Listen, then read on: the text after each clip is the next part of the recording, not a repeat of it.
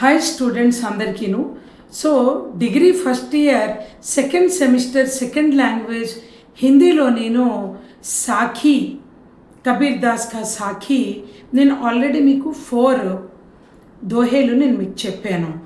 ఇవాళ నేను మీకు 5th 6th 7th 8th ఈ 4 ఇవాళ నేను మీకు ఎక్స్ప్లెయిన్ చేయబోతున్నాను. ఓకే, సాఖీలోని 5th to 8th దోహేలు ఈరోజు నేను మీకు ఎక్స్ప్లెయిన్ చేయబోతున్నాను. వినండి. 5th వన్, जा घट प्रेम न संचरे सो घट जान मसान जैसे खाल लोहार की सांस लेत बिन प्राण. అంటే మీకు ఈ దోహే ఏవైతే ఇస్తారో ఇవి ఇచ్చినప్పుడు ఫస్ట్ మీరు దాని భావార్థ రాసే ముందు, అంటే దాని భావము రాసే ముందు మీరు సందర్భ రాయాలి. ఓకేనా, ఇది ప్రొసీజర్ ఉంటుంది. ఫస్ట్ మీరు సందర్భ రాసిన తర్వాత అప్పుడు మీరు భావం రాయాలి. సో సందర్భ ఏంటి వినండి. ప్రేమ్ కి బారే మే బతానే కే సందర్భ మే హై అంటే లవ్, ఎఫెక్షన్, రెస్పెక్ట్, దీని గురించి కబీర్ దాస్జీ ఈ పోయంలోని ఏం చెప్తున్నారో మనం విందాము. భావ్ కబీర్ దాస్ इस दोहे में प्रेम के महत्व के बारे में बताते हैं. కబీర్ దాస్జీ ఈ ఒక్క పోయంలోని అంటే 5th పోయంలోని ప్రేమ ఒక ఇంపార్టెన్స్ గురించి చెప్తున్నారు. లవ్ ఒక ఇంపార్టెన్స్ గురించి చాలా బ్రీఫ్గా ఎక్స్ప్లెనేషన్ చేస్తున్నారు. वे कहते हैं कि जिस मनुष्य में प्रेम का संचार नहीं होता है उस मनुष्य का शरीर स्मशान के समान है. కబీర్ దాస్జీ ఏమంటున్నారంటే ఏ వ్యక్తి ఏ మనిషి ఒక మనస్సులోని ప్రేమ అన్నది ఉండదో అలాంటి వాళ్ళ ఒక శరీరము శ్మశానంతో సమానము. శ్మశానం అంటే ఏంటి? ఎక్కడైతే చనిపోయిన తర్వాత శవాలని కాలుస్తారో ఆ ప్లేస్ని శ్మశానము అంటారు. హిందీలో అయితే శ్మశాన్ అంటారు, తెలుగులో శ్మశానము అంటారు, ఇంగ్లీష్లో అయితే grave yard yeah Phir symmetry అంటారు. ఓకేనా, అంటే కబీర్ దాస్జీ చెప్పేటువంటి మీనింగ్ ఏంటి అంటే ఏ మనిషి యొక్క మనసులోని ప్రేమ సంచరించదో అలాంటి వాళ్ళ యొక్క మనిషి యొక్క మనస్సు శ్మశానంతో సమానము. जिस प्रकार लोहार की चमड़ी सांस लेने पर भी उसमें प्राण नहीं होता है. लोहार అంటే ఏ విధంగా ఒక లోహార్ ఊపిరి తీసుకున్నప్పటికీ కూడా వాడు ఒక శరీరంలోని ప్రాణం సంచరిస్తూ ఉంటుంది, కానీ ప్రేమ సంచరించదు. అంటే లోహార్ అంటే ఏంటి? బ్లాక్ స్మిత్ అంటే ఐరన్ వర్క్స్ చేసేటువంటి మనిషి ఎవడైతే ఉన్నాడో వాడు వర్క్ చేస్తున్నటువంటి ప్లేస్లోని చాలా ఎక్కువగా హీట్ ఉంటుంది, చాలా ఎక్కువగా టెంపరేచర్ అంటే వేడి ఉంటుంది. వాడి దగ్గర ఒకలాంటి మెషిన్ ఉంటుంది, రౌండ్ వీల్ ఉంటుంది. ఆ వీల్ని వాడు అలా తిప్పితే దానికి ఒక పైప్ అటాచ్ అయి ఉంటుంది. ఆ పైప్లోంచి అక్కడ మంట వస్తూ ఉంటుంది. అప్పుడు ఆ మంట వస్తున్నప్పుడు అక్కడ వాడు ఒక బౌల్ పెట్టి అందులో వేస్ట్ ఐరన్ ముక్కలన్నీ వేసి ఈ వీల్ని వాడు స్పీడ్గా తిప్పుతాడు. తిప్పినప్పుడు ఏమవుతుంది? అక్కడ మంట కూడా అంత ఫోర్స్గా వస్తుంది. ఒక టెంపరేచర్ వచ్చినప్పటికీ ఆ బౌల్ వేడెక్కి అంటే ఆ బౌల్ మెల్ట్ అయిపోదు. ఆ బౌల్ ఆ వేడిని తట్టుకునేటువంటి కెపబిలిటీ ఉన్నంత లాంటి బౌల్ని వాడు పెడతాడు. ఆ బౌల్లో చిన్న చిన్న వేస్ట్ మెటీరియల్ ఐరన్ పీసెస్ పెడతాడు. వీడి వీల్ని గట్టిగా తిప్పుతాడు. తిప్పినప్పుడు అది చాలా ఎక్కువగా మంట వచ్చి ఆ ఐరన్ పీసెస్ ఏవైతే ఉన్నాయో అవన్నీ మెల్ట్ అయిపోతాయి, కరిగిపోయి లిక్విడిటీ లాగా అయిపోతుంది, లిక్విడ్ లాగా అయిపోతుంది. అప్పుడు వాడు ఆ లిక్విడ్ని ఒక షేపర్స్లో వేసి ఆ ఒక షేప్ ఏదైతే పెట్టాడో వాడు ఆ షేప్లన్నీ కూడా వస్తాయి. అంటే వాడు ఒక కత్తి లాంటి షేపర్లో వేస్తే కత్తి వస్తుంది. బౌల్ చేయాలనుకోండి, ఐరన్ బౌల్స్ ఉంటాయి కదా, కడాయిలు ఉంటాయి కదా, అలాంటివి రావాలి అంటే ఆ లిక్విడ్ అలాంటి మౌల్డ్ MOULDS మౌల్డ్స్లో వాడు వేస్తే ఆ షేప్లో అది వస్తుంది. వాడు చల్ల నీళ్ళల్లో ముంచేసి ఆ షేపర్ని ఆ ఏదైతే ఉందో వస్తువు కూడా అది బయటకు వచ్చేస్తుంది. ఓకేనా, సో ఇంత విషయం ఎందుకు చెప్పాను? ఎందుకంటే లోహార్ అన్నది వాడేరు ఇక్కడ కబీర్ దాస్జీ. అంటే ఇవంతా నేను ఎందుకు చెప్తున్నాను అంటే ఆ లోహార్, ఆ బ్లాక్ స్మిత్ ఏ రూమ్లో అయితే వాడు కూర్చొని వాడొక్క వర్క్ వాడు చేస్తూ ఉంటాడో అవుటర్ క్లైమేటిక్ కండిషన్స్ కంటే వాడు వర్క్ చేసేటువంటి రూమ్లోని ఎక్కువగా తాపమానము అంటే ఎక్కువగా హీట్ ఉంటుంది. అంతే కదా. ఇప్పుడు మనం ఏసీ వేసుకుంటే ఆ రూమ్లో చల్లగా ఉంటుంది. ఏసీ రూమ్ నుంచి మనం పక్క రూమ్కి వెళ్ళిగానే ఎలా ఉంటుంది, వేడిగా అనిపిస్తుంది. ఈ రూమ్ కంటే ఆ టెంపరేచర్ ఇంకా అంటే వేడిగా ఉంటుంది. ఇక్కడ ఏసీ వేయడం వలన మనకి ఎలా అయితే చల్లగా ఉందో, అలాగే ఆ బ్లాక్ స్మిత్, ఆ ఐరన్ వర్క్ చేసేటువంటి పర్సన్, ఆ వర్క్ చేసేటువంటి రూమ్ టెంపరేచర్ కూడా బయట టెంపరేచర్ కంటే ఎక్కువగా ఉంటుంది. అలా ఉండడం వలన వాడికి ఎంత ఎండలో తీసుకెళ్ళినా ఆ ఒక్క టెంపరేచర్ ఫీల్ వాడు అవ్వడు. ఎందుకంటే ఆల్రెడీ వాడికి అలవాటు అయిపోయింది, ఆ ఒక్క వేడిని తట్టుకునేటువంటి అలవాటు వాడికి అయిపోయింది. కానీ మనం ఆ ప్లేస్కి వెళ్ళినప్పటికీ మనకి ఎలా అనిపిస్తుంది, చాలా వేడిగా మనకి అనిపిస్తుంది, చాలా వేడిగా అనిపిస్తుంది. ఎందుకంటే ఆ రూమ్ టెంపరేచర్ కూడా అంత వేడి అయిపోతుంది వాడు వర్క్ చేస్తున్నప్పుడు. ఎందుకంటే అక్కడ ఆ మిషన్లోని వాడు హై ప్రొడ్యూస్ చేస్తుంటాడు వేడిని, ఆ మంటని ప్రొడ్యూస్ చేస్తాడు. బికాజ్ ఐరన్ పీసెస్ అని మెల్ట్ అవ్వాలి కాబట్టి. సో ఇప్పుడు మళ్ళీ మనం పోయంలోకి వచ్చినప్పుడు ఎలా అనిపిస్తున్నది అంటేను, అలాగే ఆ లోహార్, అలాగే ఐరన్ వర్క్ చేసేటువంటి వాడు ఆ బయట ఉండేటువంటి ఎండలో ఉండేటువంటి ఆ టెంపరేచర్ని వాడికి పెద్దగా అనిపించదు. ఎందుకంటే దానికంటే ఎక్కువ టెంపరేచర్లోనే వీడు వర్క్ చేస్తున్నాడు. సో వాడొక స్కిన్ ఏదైతే ఉన్నదో, వాడొక స్కిన్ ఏదైతే ఉన్నదో అది ఆ వేడిని ఫీల్ అవ్వదు. అంటే వాడిలో ప్రాణం ఉన్నది, ప్రాణం సంచరిస్తున్నది, అయినప్పటికీ కూడా వాడికి ఆ వేడి వాడు ఫీల్ అవ్వడు. ఎందుకంటే వాడు సమ్మర్ సీజన్లో ఉండేటువంటి వేడి కంటే ఎక్కువ వేడిలోనే ఆ రూమ్ టెంపరేచర్లోనే వాడు వర్క్ చేస్తున్నాడు. వాడు మనిషే, మనం కూడా మనిషే. కానీ మన స్కిన్ మాత్రం ఆ లోహార్, ఆ గోల్డ్ ఐరన్ వర్క్ చేసేటువంటి వాడు ఒక రూమ్లోని మనం ఎంటర్ అయ్యగానే మనం ఆ వేడిని తట్టుకోలేము. అంటే వాడొక స్కిన్ తట్టుకునేటువంటి కెపబిలిటీ వేరేగా ఉంటుంది, మన ఒక కెపబిలిటీ వేరేగా ఉంటుంది. అంటే మనము ఊపిరి తీసుకుంటున్నాము, వాడు ఊపిరి తీసుకుంటున్నాడు, కానీ వాడికి ఆ వేడి ఏమీ కూడా ఫీల్ అవ్వటం లేదు. వాడికి రోజు అక్కడ వర్క్ చేసి అలవాటైపోయింది. సో ఇక్కడ కబీర్ దాజీ లోహారను ఒక్క లైన్లోని చెప్పేశారు, కానీ దానికి ఇంత అర్థము వస్తుంది. అంటే ఏ వ్యక్తి యొక్క మనసులోని ప్రేమ సంచరించదో అలాంటి వాడి శరీరము శ్మశానంతో సమానము. జైసే ఖాళీ లోహార్కి ఎలా అయితే ఐరన్ వర్క్ చేసేటువంటి స్కిన్కి ఏదైతే టచ్ అవ్వదో, అంటే ఆ వేడి పెద్దగా ఫీల్ అవ్వదో, అలాగే మనిషిలోని మనస్సు లేకపోతే కూడా, అంటే ఒకరిని చూసి జాలి, దయ, ప్రేమ, అభిమానము కలగలేనటువంటి వ్యక్తి కూడా లోహార్ ఖాల్ లాంటి వాడు. అంటే ఎవడైనా బాధపడితే వీడికి ఏం పెద్దగా అనిపించదు. అలాంటి వాళ్ళు చాలా స్ట్రాంగ్ మెంటాలిటీ అనుకుంటాం, కానీ వాళ్ళు నిజంగా చెప్పాలని ఒక రకంగా సైకో లాంటి వాళ్ళే మనం చెప్పాలంటే. అంతే కదా, ఎవరైనా బాధపడుతుంటే మనకి కూడా బాధ అనిపిస్తుంది, హ్యూమన్ నేచర్ అది. కానీ ఇక్కడ లోహార్తో ఎందుకు మనకి కంపారిజన్ చేశారు అంటే, ప్రేమ ఉన్న వ్యక్తి అయితే వాడు ఒక్కడు బాధని చూసి వాడు చాలా దానివల్ల వాడు ఫీల్ అవుతాడు. వాడు ప్రేమ లేనివాడు ఎలా ఉంటాడు, లోహార్ అంటే ఐరన్ వర్క్ చేసేటువంటి వాడి స్కిన్ అలాగా ఆ వేడిని పెద్దగా వాడు ఫీల్ అవ్వడవాడు. అంటే వీడు ప్రాణంతో ఉన్నాడు, వాడు ప్రాణంతో ఉన్నాడు, నార్మల్ వ్యక్తి కూడా. కానీ వీళ్ళిద్దరి మధ్యన అంత differentiations between in this two persons. ఓకేనా. అంటే ప్రేమ లేని వ్యక్తి ఎలా ఉంటాడు, లోహార్కి ఖాల్లాగా ఉంటాడు. ప్రేమ ఉన్న వ్యక్తి మనలాగా మామూలుగా ఉంటాడు. సో చెమడి అంటే ఏంటి, స్కిన్. సాస్ లేనే పర్ भी उसमें प्राण नहीं होते. వాడు ప్రాణం ఉంటుంది, కానీ వాళ్ళు ప్రేమ లేనిటువంటి వ్యక్తి దగ్గర ఎవరు వస్తారు, ఎవరు మాట్లాడతారు? మన ఎవరైనా హాయ్ పలకరించి మన కష్టాలు అలాంటివన్నీ మన వాళ్ళు మనకు తెలుసుకున్నప్పుడే కదా మనకి వాళ్ళు చాలా ప్రెషియస్గా ఉంటారు. సో అలాంటి వాడు లోహార్కి ఖాల్కి సమాన్ హై అని చెప్పి ఇక్కడ చెప్తున్నారు. ఉసీ तरह ప్రేమ బినా శరీర్ శ్మశాన్కి సమాన్ హై. ప్రేమ లేని వ్యక్తి, మనిషి ఒక మనస్సులోని ప్రేమ లేనటువంటి వ్యక్తి ఒక శ్మశానంతో సమానము అని చెప్పి ఇక్కడ కబీర్ దాస్ చెప్తున్నారు. సో ఈ పోయం కంప్లీట్ అయింది, 5th వన్. ఇప్పుడు నేను 6th వన్ చెప్తున్నాను, వినండి.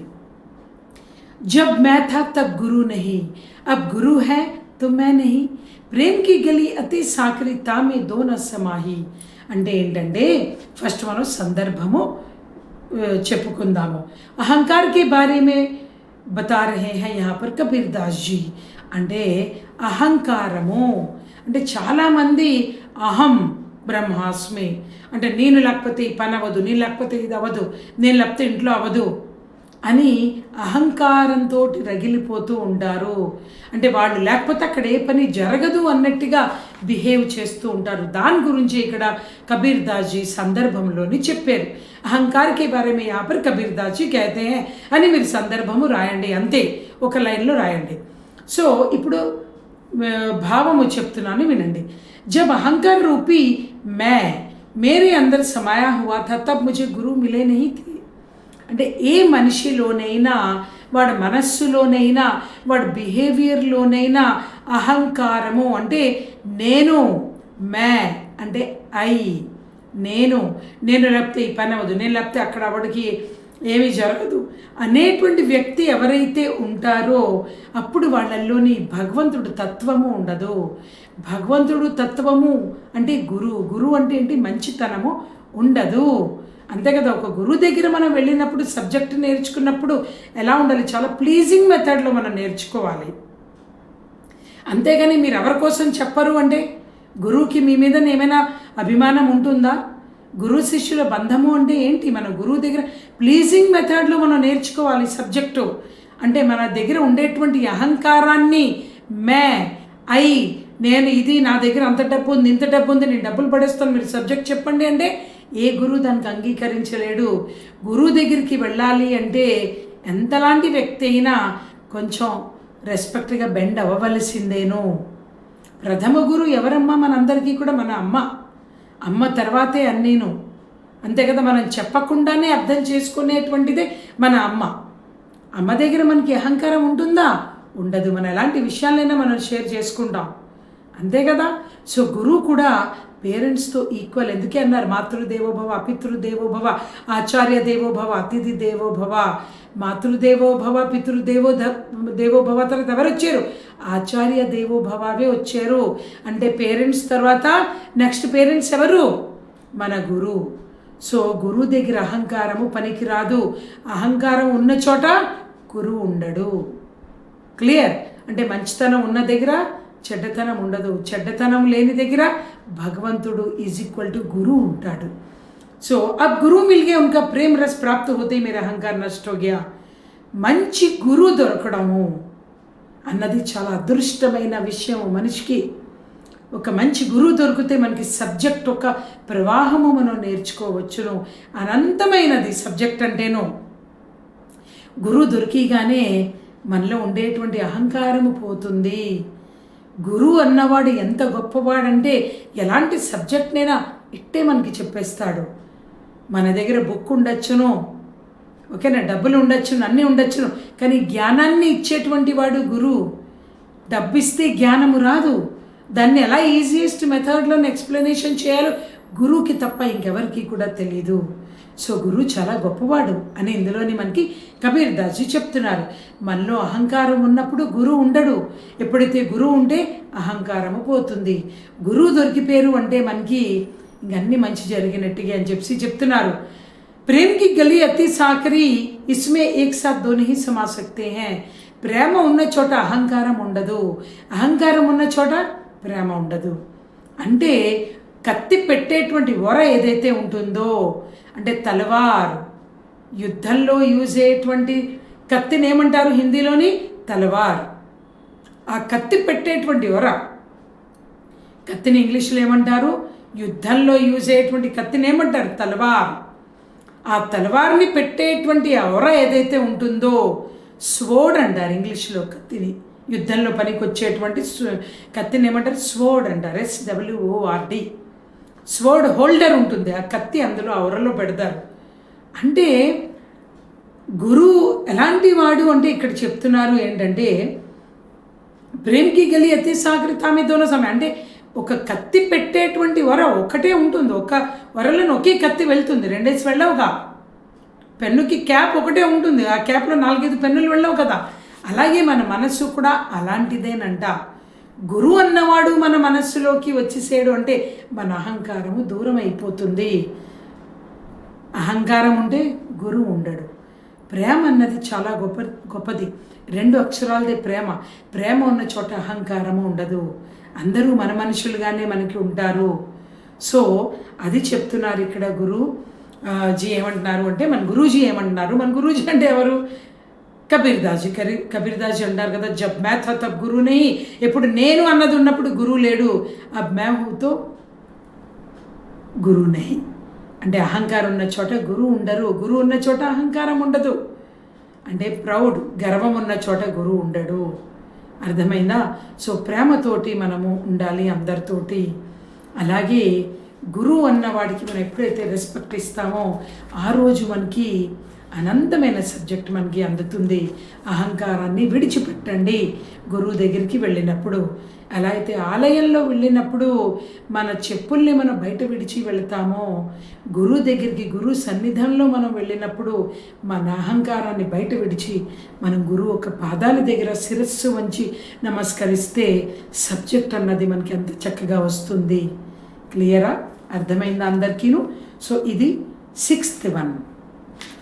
ఇప్పుడు నేను 7th వన్ చెప్తున్నాను, వినండి. కేశవ్ కహా బిగాడియా జో ముండై సౌ బారా, మన్కు కహే నా ముండియే జామే విషయ వికార్. ఈ యొక్క టెక్స్ట్ బుక్లోని మీ పేజ్ నంబర్ 18 ఉన్నది, దోహే నంబర్ 7 చెప్తున్నాను, వినండి. కేశవ్ కహా బిగాడియా జో ముండై సౌ బారా, మన్కు కాహే నా ముండియే జామే విషయ వికార్. అంటే సందర్భము ఫస్ట్ మనం ఏం చదవాలి? సందర్భమే మనం చదవాలి ఫస్ట్. అర్థమైందా? దోహేకి భావార్థము రాసే ముందు సందర్భము చదవాలి. అంటే దాని ఎజెండా ఏంటి అన్నది మనకి రాయాలి ఒక లైన్లో, ఆ తర్వాతే భావము రాయాలి. ఇది ప్రొసీజర్ ఉంటుంది. ఫస్ట్ ఏం రాస్తారు మీరు? సందర్భ, ఆ తర్వాత భావార్థ్ యా ఫిర్ భావని రాయాలి. ఓకేనా? 7th one. అహంకార్ కి బారే మే బతానే కి సందర్భమే హై. అహంకారాన్ని గురించి చెప్తున్నారు ఇక్కడ కబీర్దాస్ జీ. భావము చెప్తున్నాను, వినండి. సాహెబ్ की वाणी है कि केशों बालों को बार बार मुड़ने से कोई लाभ नहीं होता है. సాహెబ్ అని ఒక పెద్ద ఆథర్, ఒక పెద్ద పోయిట్. అతని స్టోరీస్ రాశారు అండ్ అతని పోయమ్స్ కూడా రాశారు. ముసల్మాన్ పోయిట్ అతను, ముసల్మాన్ ఆథర్ అతను, సాహెబ్ అన్న అతను ఏం రాశారంటే, మీరు ఒక తప్పు చేసిన తర్వాత ఆ తప్పుని మీరు కప్పిపుచ్చుకోవడానికి, ఆ తప్పుని మీరు కట్ చేయడానికి, ఆ తప్పుతో మీరు విముక్తి పొందడానికి మీ యొక్క హెయిర్, కేష్ అంటే మీ యొక్క హెయిర్ని మీరు గొరిగించుకుంటారు. వెళ్ళి టెంపుల్స్లో వెళ్ళిను ఫ్రీగా వస్తుంది కదా, కట్ చేయించుకుంటే మళ్ళీ పెరిగిపోతుంది. సో మనిషి చాలా స్వార్థపరుడు. తప్పు చేస్తాడు, మళ్ళా తలనీలాలు అర్పించుకుంటాడు, మళ్ళీ తలనీలాలు పెరిగితే, తలనీలాలు అంటే మన హెయిర్ పెరుగుతుంది, మళ్ళీ కట్ చేయించుకుంటాడు. ఎలా అయితే హెయిర్ పెరుగుతూ ఉంటుంది మళ్ళీ కట్ చేయించుకుంటూ ఉంటాడు, అలాగే వీడి తప్పుల్ని ఆపడు చేయడం. సో కబీర్దాస్ జీ అంటున్నారు కదా, ఇస్సే కోయి బి లాభ నహీ హై. అంటే మనం తప్పు చేయడం, వెళ్ళి గుండు గొరిగించడం వలన ఏ లాభము కూడా లేదు. నువ్వు నీ మనసులోని తప్పు చెయ్యకూడదు అని నువ్వు నిర్ణయించుకుంటే అస్తమారు గుండు గీయించుకోవలసిన అవసరం లేదు కదా. సాంకేతిక్ భక్తి సే కోయి లాభ నహీ హోనే వాలా హై. సాంకేతిక్ భక్తి అంటే ఏంటంటే, భక్తి చేసినప్పుడు షోయింగ్ అవసరము లేదు. మన మనస్సుని తీసుకెళ్ళి భగవంతుడు ఒక చరణాల దగ్గర మనం సమర్పించుకోవాలి. దట్ ఈస్ కాల్డ్ భక్తి, దట్ ఈస్ కాల్డ్ స్పిరిచువాలిటీ. అలాగే గురువు దగ్గరికి వెళ్ళినప్పుడు షోయింగ్ అవసరం లేదు. నతమస్తక్, మన తలని వంచి అతని దగ్గర మీరే నాకు అన్నీను అని అనుకున్నప్పుడే అతను మనకి సబ్జెక్టు నేర్పించగలరు. గురువు అనరు మీ తల ఉంచండి అని. మన ధర్మము గురువు దగ్గరికి వెళ్ళి మనము తల వంచి, మీరు లేకపోతే నేను లేను, మంచి గురువు దొరకడం అన్నది ఒక అదృష్టము. అలాగే ఇక్కడ చెప్తున్నారు కదా, నువ్వు 100 సార్లు తప్పు చేసి మళ్ళీ గుండు గీయించుకొని మళ్ళీ జుత్తు పెరుగుతుంది, మళ్ళీ నువ్వు కట్ చేయించుకొని మళ్ళీ తప్పు చేస్తే లాభము లేదు. నువ్వు గుడిలో వెళ్ళి షోయింగ్ చెయ్యక, నేను తప్పు చెయ్యనని 100 సార్లు అనుకో, ఒక్కసారైనా మార్పు వస్తుంది నీలోని అని ఇక్కడ కబీర్దాస్ జీ చెప్తున్నారు. కई लोग केश मुंडवाते कई बढ़ाते हैं, लेकिन ये सब भ्रम है, इससे कोई मुक्ति प्राप्त नहीं होने वाला है. చెప్పాను కదా ఇప్పుడే, తప్పు చేయడం గుండు గొరిగించుకోవడం, తప్పు చేయడం గుండు గొరిగించుకోవడం, అలా ఎన్నిసార్లు చేస్తావయ్యా నువ్వు? 100 సార్లు నువ్వు అనుకో మనసులో, నేను ఈ తప్పు చేయను, నేను తప్పు చేయను, దీనికి ఒక చిన్న ఎగ్జాంపుల్ చెప్పాలని నేను అనుకుంటున్నాను. కరత్ కరత్ అభ్యాస్ జడమతి హోత్ సుజాన్ అంటే practice make a man perfect. మనము మంచి పని ప్రాక్టీస్ చేస్తూ అంటే నేను తప్పు చేయను అని పాజిటివిటీ వైపు మీరు ఎప్పుడైతే వెళతారో పాజిటివ్ అయిపోతారు మీరు. అర్థమైందా? మనం మనస్సుని మార్చుకోవాలి, మనిషిని మార్చుకోవడము కాదు. వివేకానంద అదే చెప్పారు, నువ్వు ఎవరినైనా మార్చాలి అని నువ్వు ట్రై చేస్తే వాడు మారడు, నువ్వే నువ్వు మారిపో. నిన్ను చూసి 100 మంది, లక్షల మంది, కోట్ల మంది మారిపోతారు అని చెప్పి అన్నారు. సో ఇక్కడ కూడా కబీర్ దాస్జీ అంటున్నారు కదా, నువ్వు 1000 సార్లు తప్పు చేసి తల నీలాలు అర్పించుకొని గుండు గీయించుకుంటే అవ్వదు, నీ మనస్సుని మార్చుకోవాలని 100 సార్లు అనుకో, నువ్వు మారుతావు అని చెప్పి చెప్తున్నారు. भ्रम को छोड़कर सच्चे हृदय से हरि का सुमिरन करने से ही भक्ति मार्ग पर आगे बढ़ा जा सकता है.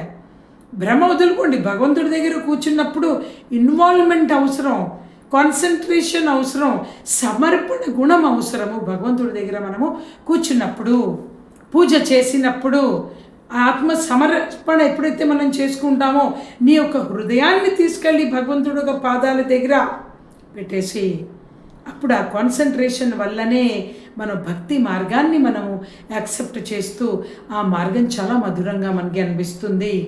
भाव है कि आडंबर और पाखंड छोड़कर हरि का सुमिरन करो అంటే ఆడంబరాన్ని విడిచిపెట్టండి, మీ యొక్క గీరని విడిచిపెట్టండి, అహం బ్రహ్మాస్మి అన్న మాటని విడిచిపెట్టండి, ప్రౌడ్ని విడిచిపెట్టండి. అప్పుడు భగవంతుడు మనకి లభ్యమవుతాడు అని ఇందులోని మనకి కబీర్ దాస్జీ చెప్తున్నారు.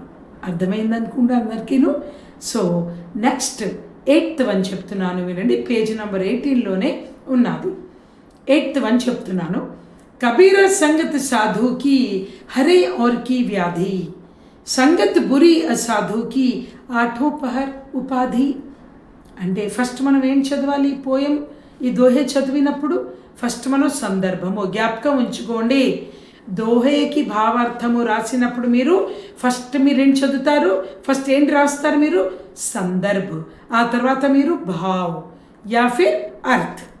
భావనైనా రాయవచ్చును, అర్థనైనా రాయవచ్చును, లేదంటే భావార్థ్ అని కూడా మీరు రాయవచ్చును. సో సందర్భము చెప్తున్నాను వినండి. సంగతి की महत्व को बताने के संदर्भ में है 8th దోహా ఏదైతే ఉన్నదో సంగతి అంటే ఏంటి? ఫ్రెండ్షిప్. సంగతి అంటే ఏంటి? ఫ్రెండ్షిప్ గురించి, దాని ఇంపార్టెన్స్ గురించి ఇక్కడ చెప్తున్నారు. ఫ్రెండ్షిప్ అయినా లేకపోతే మనం ఎవరితోటి మనం ఎక్కువగా మాట్లాడుతూ ఉంటామో వాళ్ళ గురించి ఇక్కడ చెప్తున్నారు. భావము చెప్తున్నాను వినండి. కబీర్ దాస్జీ कहते कि साधु की सज्जन पुरुष की संगति ही भली है. కబీర్ దాస్జీ అంటున్నారు కదా, ఒక సాధు, ఒక సెయింట్, ఒక సేజ్, ఒక సజ్జన పురుషుడు, సజ్జన్కి సంధి విచ్ఛేద్ అంటే విడదీయుట అని అంటాం కదా. సజ్జన్కి ఏమవుతుంది? విడదీయుట అంటే ఏమవుతుంది? సత్ ప్లస్ జన్ అంటే మంచి జనము తోటి మనం సంగతి అంటే ఫ్రెండ్షిప్ చేస్తేనే మనకి మంచి జరుగుతుంది. యథా రాజా తథా ప్రజా, జైసే దోస్త్ వైసే హమ్. మనం ఎలాంటి ఫ్రెండ్స్ తోటి మనం తిరుగుతామో మనం అలాగే తయారవుతాము. ఫస్ట్ మనం మంచి వాళ్ళమై ఉండొచ్చును, కానీ చెడ్డ ఫ్రెండ్స్ తోటి మనం తిరిగినప్పుడు ఏమవుతుంది? మనలో కూడా చెడ్డతనం అన్నది మనకి వచ్చేస్తుంది. చూస్తూ చూస్తూ తప్పే ఉందిలే, వాడు చేస్తున్నాడు మనం కూడా చేద్దాం అని మనకు అనిపిస్తుంది. సో ఫ్రెండ్షిప్ అన్నది చాలా మంచి గోల్డెన్ చాప్టర్ ఒక మనిషి యొక్క లైఫ్లోని. ఓకేనా? సో ఇక్కడ చెప్తున్నారు కబీర్ దాస్జీ, ఒక సాధు, ఒక సెయింట్, ఒక సేజ్, ఒక సజ్జనుడు తోటి ఫ్రెండ్షిప్ చేస్తే కనుక మనలో ఉండేటువంటి విపత్తియా అంటే మనలో ఉండేటువంటి మనం ఫేస్ చేస్తున్నటువంటి ప్రాబ్లమెటిక్ సిచ్యువేషన్స్, వ్యాధియా, జబ్బులు ఏమైనా ఉన్నా, చింతాయే అంటే ఆలోచనలు, శంకాయే అంటే డౌట్స్ అన్నీ మిట్ జాతి హై, అన్నీ కూడా ఏమవుతాయి? క్లియర్ అయిపోతాయి, పారిపోతాయి మన దగ్గర నుంచిను. అంటే మంచి ఫ్రెండ్షిప్ చేస్తే విపత్తియా అంటే ప్రాబ్లమ్స్, వ్యాధియా అంటే జబ్బులు, డిసీజెస్, చింతాయ్ అంటే వరీస్, శంకాయ్ అంటే డౌట్స్, ఇవన్నీ కూడా छूमंतर मंची फ्रेंड सर्किल मन की उंडे। वही बुरे स्वभाव के व्यक्तियों की संगति बहुत खराब होती है। ఎలా అయితే మంచి వ్యక్తులతో ఉంటే మనలో ఉండేటువంటి నెగటివిటీస్ అన్నీ పోతాయో అలాగే బ్యాడ్ బిహేవియర్ చేసేటువంటి వ్యక్తులతోటి మనం పరిచయము సంగతి పెంచుకుంటే, ఫ్రెండ్షిప్ పెంచుకుంటే మనకి వరీసు వచ్చిస్తూ ఉంటాయి, చింతలు పెరుగుతాయి, జబ్బులు పెరుగుతాయి, టెన్షన్ స్టార్ట్ అవుతాయి, ఇలాంటివన్నీ మనకి మొదలవుతాయి. జిస్సే ఆఠో పహర్ కష్ట హీ కష్ట హే. బ్యాడ్ ఫ్రెండ్షిప్ చేయడం వలన ఎప్పుడు మనం కష్టాల్లోనే ఉండిపోతాము. इन लोगों की संगति से कुवासनाएं कुविचार हमें घेरे रहते हैं. బ్యాడ్ ఫ్రెండ్షిప్ చేయడం వలన మనలోని అన్ని వెధవ ఆలోచనలు వస్తాయి, బ్యాడ్ బిహేవియర్ వస్తుంది, బ్యాడ్ క్వాలిటీస్ క్వాంటిటీస్ క్యారెక్టరైజేషన్స్ అన్నీ కూడా పెరుగుతాయి. ఎందుకే కబీర్ దాస్ జీ అంటున్నారు, మంచి వాళ్ళతో ఫ్రెండ్షిప్ చేయండి, బ్యాడ్ వాళ్ళని కట్ చేయండి. మంచి వాళ్ళతో ఫ్రెండ్షిప్ చేయండి, చెడ్డ వాళ్ళని కట్ చేయండి అని చెప్పి చెప్తున్నారు. అర్థమైంది అనుకుంటాను. సో ఇవాళ నేను 5th, 6th, 7th and 8th దోహేలు నేను మీకు చెప్పాను. నెక్స్ట్ క్లాస్లో నేను మీకు నెక్స్ట్ 4 నేను మీకు చెప్తాను. సో మీకు ఇంకా ఏమైనా డౌట్స్ ఉంటే మీరు నాకు కామెంట్స్ ద్వారా తెలియచేయచ్చును. ఓకేనా? So thank you, bye.